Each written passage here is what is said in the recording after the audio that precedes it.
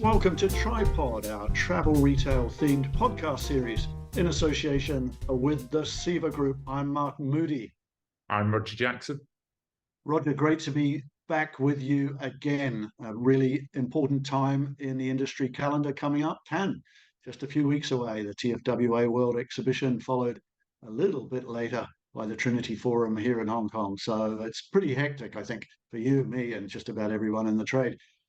Any talking points, Roger, before we bring in this week's special guest? And it's great to see you, Martin. And also, we're all going to be together in just less than 4 weeks' time, or just over 4 weeks' time for Cannes. So I think we're all very excited about that. Yeah. I think the one thing that I think we should definitely talk about is the retailer rankings that the Moodie Report published last week. Really interesting to see, some of those moves. CDFG, out there in the first place spot, and of course seeing Dufry back again, which I think anyone who's connected to travel retail are happy to see that Dufry's on its way back up there. So coming in at number 2. So I think that was really good to see. Some new entrants in there, and I'm sure next year we're going to see things a bit move around as those passenger numbers start coming back in, especially Asia. But it was good to see, to see such a vibrant top 20 again. Yeah, it was indeed. And China Duty Free, obviously delighted with that ranking. This is pretty big news, I can tell you. In China, they've gone out on the wires, across the mainstream media, across social media, in a big way since we published that. Good, as you say, to see Dufry back. It was interesting. Dufry got hit so very hard because they were so very geographically diverse. Now, 2022 saw them come back particularly strongly, as you can see, helped in an odd way by the fact that they're comparatively weaker in Asia relative to the rest of the world. And of course, Asia was the region that picked up slowest or the least in 2022. That's all changing now, of course. And so relatively, that enabled Dufry to really motor on. I suppose the other interesting talking point in there, Roger, if one looks at the top 10, you've got no fewer than 4 Korean companies in there. You've got Lotte Duty Free, Schiller, Shinsegae, and Hyundai, of course, who only came into the market, I think it was 2018, and have made up a lot of ground since. Now, most of that business, as is well documented in 2022, would be Daigou related. Okay, so it's a mass wholesale business, but it's business all the same, big business for the brands and for the retailers.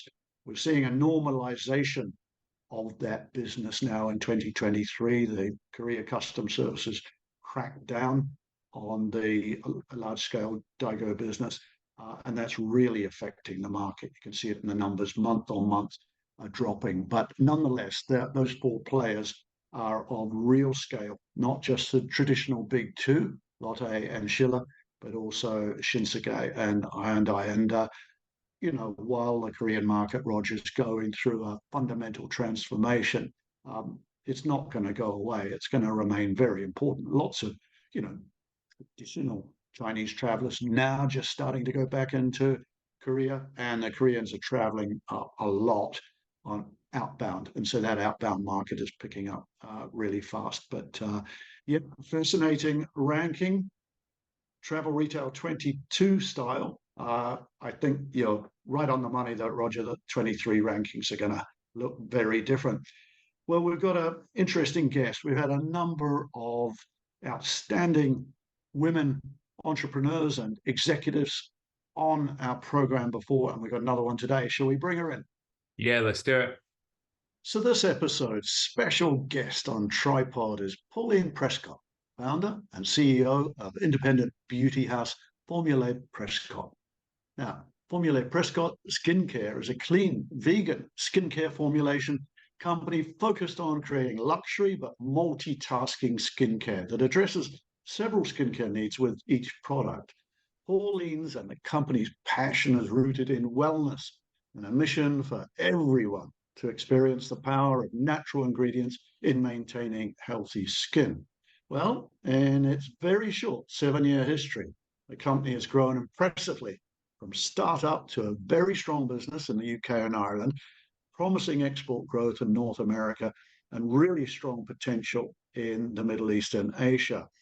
Now, its international aspirations are being aided considerably by growth in the travel retail channel, a channel that's very important, Pauline tells me, where Formulae Prescott is represented by TR Partners, who many of you will know, Vincent McDermott's thriving specialist company in Ireland. Pauline Prescott, welcome to Tripod. Thank you so much, Martin. It's very kind of you to invite me. We're delighted to have you with us. I've heard so much about your brand, and Pauline and I were just saying offline a few moments ago, Roger, that we've almost crossed paths at numerous trade shows. We know a lot about each other, but this is actually the first time we met virtually, as it were, but we'll put that to rights, no doubt, in Cannes. So I'm going to let my partner in crime, Pauline, Roger Jackson, kick off proceedings. Over to you, Roger. Hi, Pauline. Welcome to Tripod. Thank you, Roger. We always start off where it all started for you at the beginning, and you were born close to where I was born. Actually, I was born in Warrington, and you were in Liverpool. Tell us briefly about your childhood, what growing up was like, and education. Yeah, well, Liverpool is my roots, definitely. That's where my family was. That's where I was born. My sisters and brothers, we grew up, went to school there. And you know what I love about the northern northwest of England is people are so warm, they're so welcoming, they're very friendly, if you ask somebody the way, they will start giving you directions, they'll practically walk you to your destination if they can. There's just a real generosity of spirit there, which is really a lovely thing. So yeah, I grew up there, but I went to school outside of the area. So I went to a dancing school much farther out in Liverpool in the home counties, which was a great experience for me.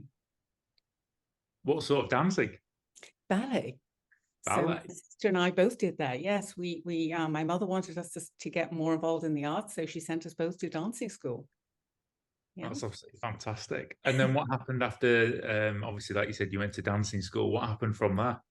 Well, I mean, dancing is, it's a wonderful thing, but for me, it really just didn't tick all the boxes. I mean, it teaches you discipline and focus. It absolutely teaches you that. It teaches you about healthy eating and diet and the rigors of exercise. But what I found that I'd missed and I found fascinating and interesting were the business problems that I encountered or that were available to learn about in the business world. I was interested in that. And that didn't really... Dancing, if you're not committed to doing it for the rest of your life and it is a passion, then you need to do something else. And I already knew that's what I wanted to get involved in business. So it was not a challenge for me, but I had all the focus and rigor in that early part of my dance career that really prepared me for everything else in life. And as Martin said, you're obviously an entrepreneur now. But what triggered, I guess, the move into the world of business? You mentioned it was from where it started off in dancing, but then I believe health insurance sector as well. That's right. So tell us a bit about the journey of how we find you today. Yeah, well, the journey into health insurance, honestly, I'd like to say it was as a result of focus and application, but it was a complete accident.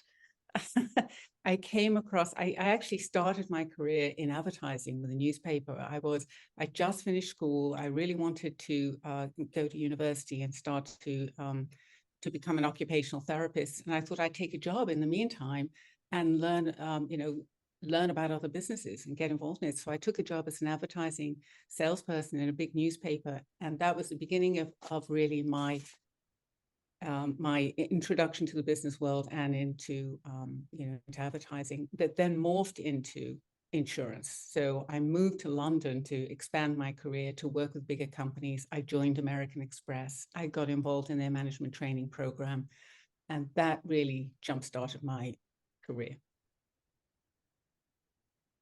Fascinating, isn't it? The doors that we all go through in life. And Roger's running his own business. I'm running my own, and you are too, Pauline. So we're a trinity, if you like, of entrepreneurs. So I'm always fascinated in that journey. It's often an accidental journey, as you just said. But do you recall the prompt, if you like, the moment when you thought of creating your own product?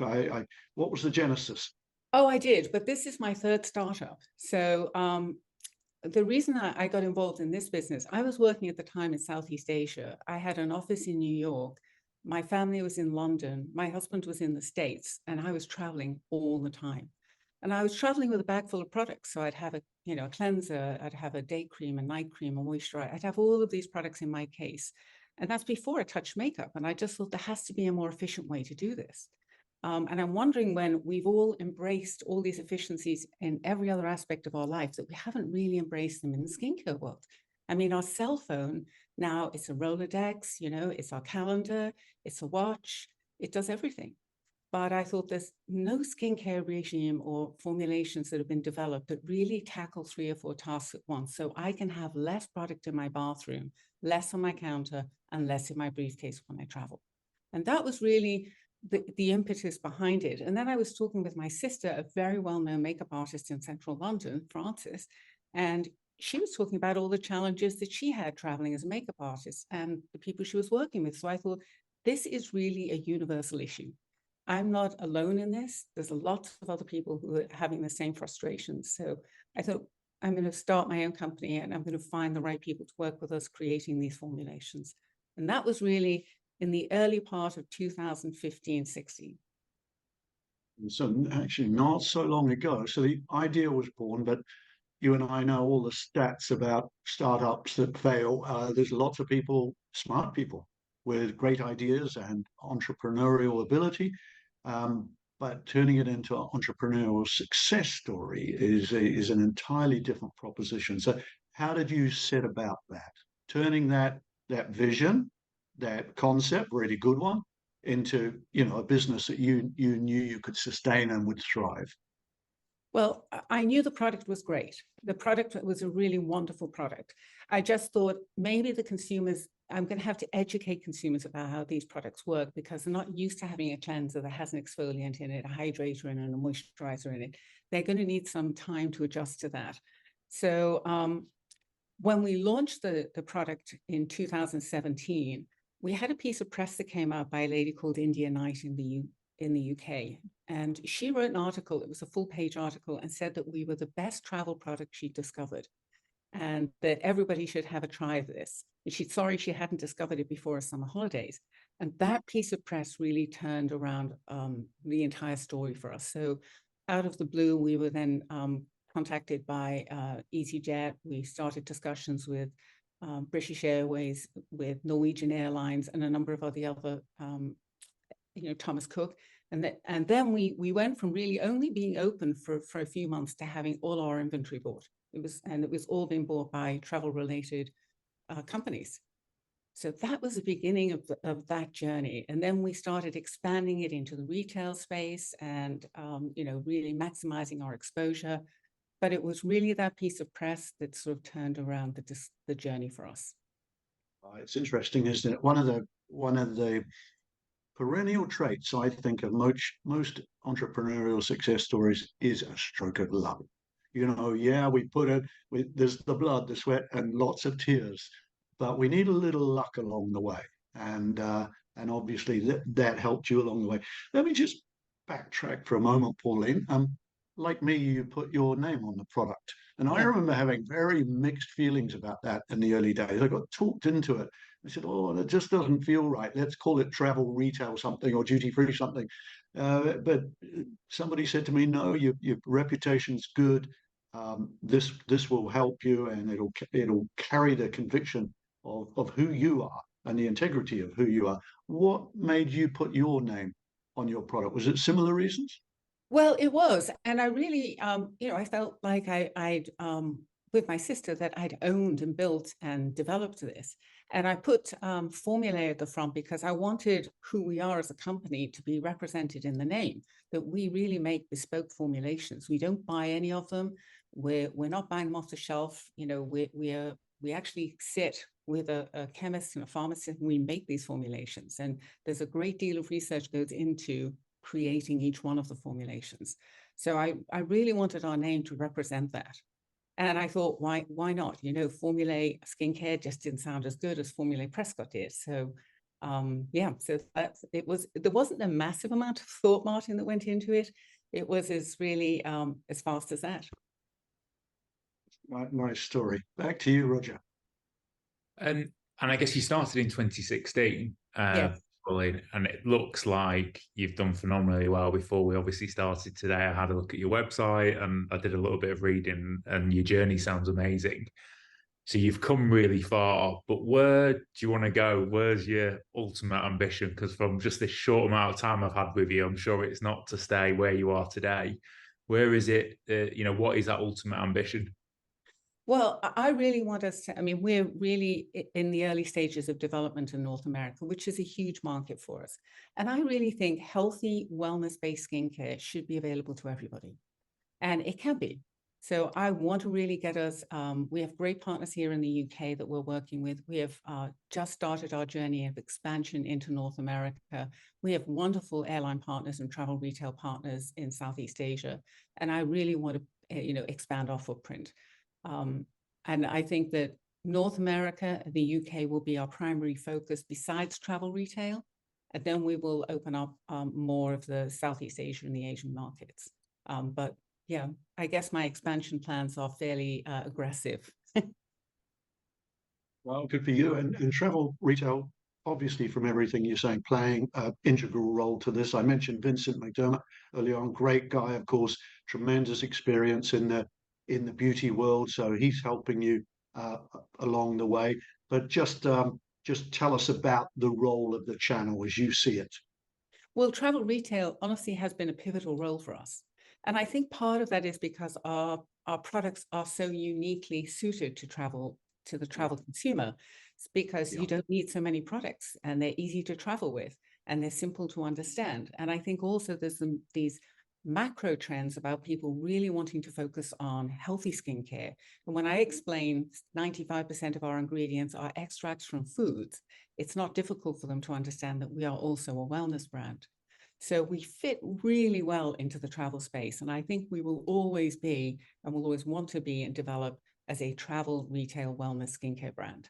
But, as I said, we want to expand this into other markets and other channels. I want to make sure that consumers can buy our products wherever they are through whatever channels they want to. But travel retail will always be a very important channel for us. Yeah, and just before I hand back to you, Roger, just talking about wellness and clean beauty, if you like, Pauline, very key to you. Funnily enough, I just came off a story. I was reading the results call from Tsunabe, the CEO of Coty, and it's always interesting to listen in on these post earnings calls. And she emphasized time and again where the real growth lies is with younger consumers, Gen Z, obviously critical, but with clean beauty around the whole concept of sustainability and wellness, of course, but looking after this planet of ours. So it strikes me you're in the right space at the right time. I've always been interested in health and wellness, and Roger alluded a few minutes ago to my experience in insurance. I was in the health and wellness section of an insurance company, so everything I did was about that. So I was always focused on nutrition, always focused on healthy living. And I think my dance background with a lot of exercise and rigor around it, again, is all about being healthy and exercising and eating well. So it's not a stretch to have taken that into skincare the way we have. And we have been really rigorous about every ingredient that goes in. When I train people and I talk about this in the retail sector, I explain we are very, very careful about the ingredients we choose. So I could put blackcurrant oil in a product, or I could put blueberry oil in, but blackcurrant oil has 500 times more antioxidants in it. So we choose really antioxidant-rich ingredients to go into our skincare. And I think that that's why it's been so successful so quickly, that people understand this. It's not difficult to explain when for them to understand when you can explain it to them. Amazing. Pauline, you're in a 7-year journey so far. I'm sure there's been lots of highlights, and I'm sure there's been some challenges. What if you had to pick one highlight and one challenge that you could share with everyone? What would you share with us? Well, I'd say obviously the highlight in the early days. I mean, there's almost as a highlight every year. There's something that we're celebrating every year. But in that first year, having no clients when we first opened our doors and really trying to get the brand out there, that article from India Night really did change everything for us. It really launched us into the travel space. And we've never really come out of that space since then. We've been very focused on it. It's a really important sector for us. The biggest challenge, of course, we were in the travel retail space. And the challenge that we had as a dynamic young company is we didn't develop our D2C business very well in the early days because we couldn't keep up with the inventory that we were supplying to the clients we were servicing. And the only way to do that would have been to take on money and dilute ourselves. So we thought, we'll wait and we'll do that maybe in another 8 to 10 months. And then COVID came, and of course, it shut down all the travel channels overnight and all the retailers. So we went into a really challenging time for about 18 months. But what that did allow us to do is to develop the rest of the range. So whilst we were running so fast and servicing these clients, we didn't have the time and the bandwidth to develop the rest of the range. And now we have a much more robust range. We have 3 additional products that are ready to be developed next year and rolled out. So we, there's a downside to those challenges often have a silver lining to them, even though you may not see it at the time. Yeah, but it was difficult. And Pauline, you mentioned that you're a serial entrepreneur. I think you said this is your 3rd business. Yes. What do you think is key to being a successful entrepreneur, as obviously you are? I'd say persistence and focus. Fantastic. And on that, is there any key influencers or mentors in your life, whether it's business or personal, that's helped you in your life or you in your career? And would you share a little bit about those for us? Well, at different times in my life, there have been different people who I think honestly have changed the direction of my life. And I think probably lots of people have had these experiences, but I've had 2 or 3 of them that have been really quite life-changing. So, I mean, for example, the very first job I got, as I said, working for a newspaper, I met a sales trainer. And I have to say, after years and years in sales, I think this lady was the most accomplished sales trainer I've ever come across. So I learned at the hands of an expert. And I've never forgotten her. She worked for the Southport Visitor. Her name was Jean Mullen, and she was an extraordinary woman. So, that's one. But then there are others that affected my life in different ways that were not business related, but nevertheless, when I was living in the UK, I bought a house that I needed to renovate. Shortly after that, I was made redundant. They were changing. The company was moving to another part of the country. I didn't want to do that.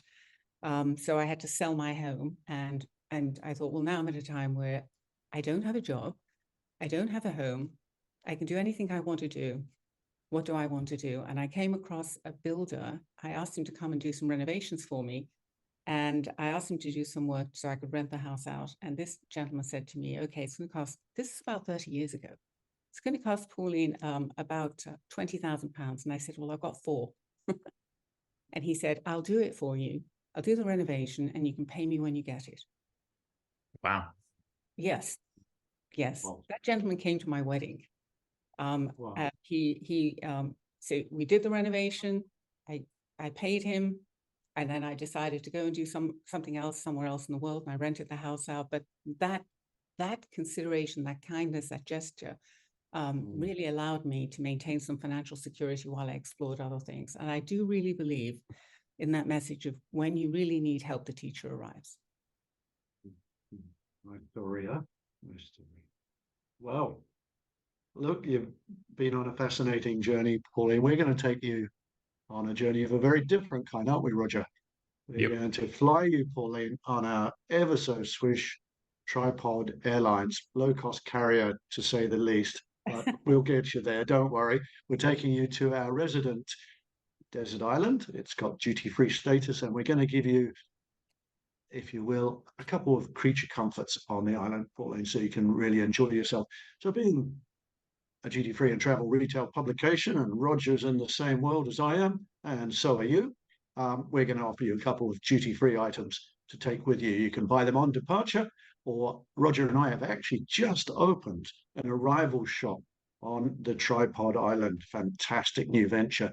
What would you buy? What would your 2 items be? You can have one of your own if you like, but we'll push you for another one as well. No, I'm going to go for that. That's sort of cheating, picking my own. So, well, there's 2 things that I always have with me when I travel. Well, I always have them with me anyway, is I always have perfume. So it would be, I definitely have a bottle of perfume, probably Sicilian Moonlight.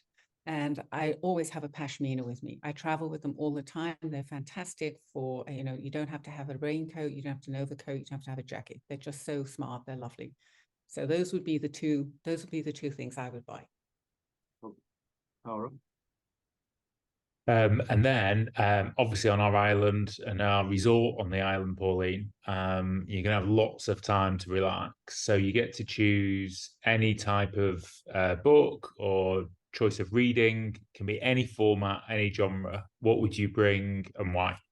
Okay. Well, I love true stories because I always think people's stories are so much more interesting than fiction. And I'd say the two, if I had to take two, only two, I recently read a book called Snowman. It's by Catherine Hapker, and it's called The $80 Champion. And it's about a horse that was rescued from a slaughterhouse and becomes a champion, jumper. And the other one is Wild Swans. And I read that book when I first moved to Southeast Asia. And it's about the development of 3 generations of women through China, a grandmother, the mother and the daughter, and their story. And I learned so much about Chinese history from reading that book. It's a phenomenal read, but it's a major book to read. You need a week on a holiday to read that. It is an extraordinary book. We might have to keep you on the island for a while. Yeah, it is. Yeah. All right. And then along with those 2 great books, we also have some music for you on the island as well. So what choice of music would you like? Can be an album, a song, can be anything you want. Well, it would be an album for me. And I love it. This is the only album I have ever bought that is the soundtrack to a movie, and it's called Out of Africa. And I love that album. It's absolutely beautiful. I traveled to Africa, and when I listen to that, it just reminds me of it. Fantastic. So along with your reading, your books, along with your music, on the eve of checking out from the island, we're going to give you a special dinner. Yep. Myself and Martin are going to be the waiters and sommeliers. Martin drinks more wine than me, so he'll be the sommelier. And we're going to fly you in 3 guests of your choice. These can either be living today or not. They can be in history. And it's a private dinner just for you. So who would those 3 guests be, Pauline? Well, I think I'd have to have, I'm very, very interested in environmental issues. I'd have to have David Attenborough. Oh, amazing. I mean, as an amazing journalist and documentary filmmaker, there just isn't anybody else who'd be more fascinating to sit next to and have a conversation with. I think another one would be a lady called Autumn Peltner. And this is a fantastically interesting woman because she is trying to assign rights to water, the rights that people have, and she's trying to assign them to bodies of water and to protect waterways. And she was actually a Children's Peace Prize winner in 2017, 18, and 19. And she did a wonderful documentary called The Water Walker. So I'd have to have her. And then, in another really interesting, well, I guess really, I know this sounds a bit corny, but I probably want to have my husband there. Well, not corny at all. Very, very nice. I think it would be a lovely and engaging and very humane dinner party. And Roger and I would take great pleasure in serving you and your guests. Well, Pauline, you've been a fantastic sport. It's been so interesting today. And we want to have a final bit of fun and reward for being such a good sport. We're going to fly you anywhere in the world on Tripod Airlines, maybe somewhere that's #1 on your bucket list. Where would it be and why? I've always wanted to do a trip down the Zambezi River. I had friends when I was living in Southeast Asia who did this trip, came back and talked about it for months. And I just thought it would be a wonderful trip to do, but I've never had the time to do it. And I haven't, just haven't had the energy to sort it out really, but I'm so busy with everything else. But that would be something I would love to do. Oh, heck of a choice. Roger, can we land the plane on the Zambezi River? I'm sure we can. And also we don't have the same air traffic control issues that the UK have, Pauline. So me and Martin have got all of that sorted. Don't worry. Yeah, true. Well, we will take you there with great pleasure, Pauline. Listen, it's been fantastic to have you with us. I know how busy you are. Your schedule is manic, and you're running your own company, running it very well, and things are moving very fast for you. So to make the time to be with Roger and I today is very much appreciated. Wish you well in the next stage of your journey. We look forward to seeing you in Cannes, and I'm sure a lot of the retailers around the world very interested in your category, and particularly your sector of the category, will want to meet you. And hopefully, by listening in on this, they'll be just that little more interested. So, Pauline, it's been fantastic. Thank you for being with us. Oh, you're so very welcome. Thank you very much. Well, Roger, that was Pauline Prescott. I said earlier in the program that we had another brilliant woman on the program, and didn't we just? Oh, it's fantastic. I think not only is she from my area of the world, which is always nice seeing, she's obviously living in your home country as well. What a fantastic story. And I think, she's a serial entrepreneur. She sees the value of travel retail as well. So it's really nice to see somebody who's not spent all of their life in our industries in terms of travel retail, but she sees the value that it brings. Because that's what I always like to hear, Martin. It's very easy when we all work in travel retail to get, it's all about travel retail. My previous role, travel retail, accounted for about 2 or 3% of the global turnover. So whilst the travel retail industry is, a big world for us, it's not always for most companies. But to see someone who's not worked in our industry come in and see the value that our industry can bring, it was great to see. Pauline's brilliant. I can't wait to meet her in person in Cannes. I think we're going to have a glass of some nice Herzegovinian wine together from the Rubis SEVA distillery. But yeah, I can't wait to meet her. And what an absolute pleasure, and career, so insightful. Just a fantastic lady. Really enjoyed it. Yeah, I might pop by and share a glass of that wine because I can testify to its quality, Roger. Well, it'll be fun. So I hope lots of people meet Pauline. She's got a great product, and she's in the clean beauty space that is red hot at the moment for all the right reasons. But for now, this is Martin Moodie saying, see you next time. See you next time.